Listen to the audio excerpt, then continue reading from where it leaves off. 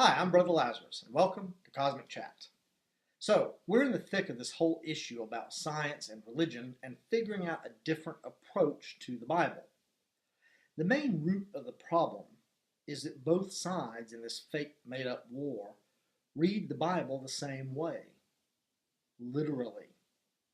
If you grew up evangelical like I did, then you heard the word inerrant a lot. This means, for those of you who grew up something else, that the Bible is totally free of any error or contradiction.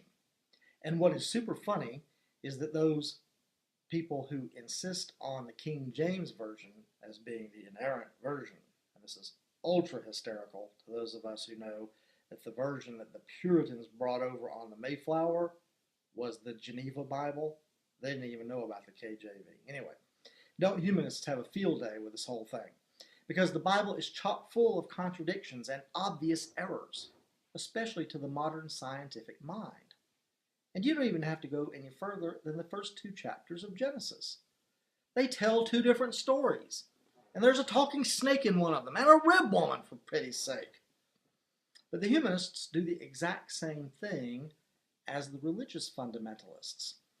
They read the text literally. One of my all-time favorite scientific critiques of Genesis is the fairly common observation that God created light on the first day, but didn't create the sun until the fourth day. They want to know where the light came from. And I used to want to know the same thing. Then I realized our sun is not the only light source in the universe, and it's a pretty young star. So the creation of light before our sun is not only possible, it would be a scientific fact. We could go on and on. The point is that the Bible is not meant to be read literally, but it isn't meant to be read as poetry or as the thoughts of primitive people either. One of my humongous issues is with our modern arrogance in thinking that we are the smartest people to have ever lived. SMRT, like Homer Simpson, SMRT. Ancient people not only were not stupid, they knew a lot more about a lot of things than we do. The Greeks, Romans, Egyptians, the Chinese, the Chaldeans, all of them had very advanced civilizations. Hell, who do you think invented our calendar? The Chaldeans. And for those who don't know the modern term for the land of the Chaldeans, it's Iraq. So anyway, seriously, we need to get over the idea that the Bible was produced by a pack of morons. It wasn't.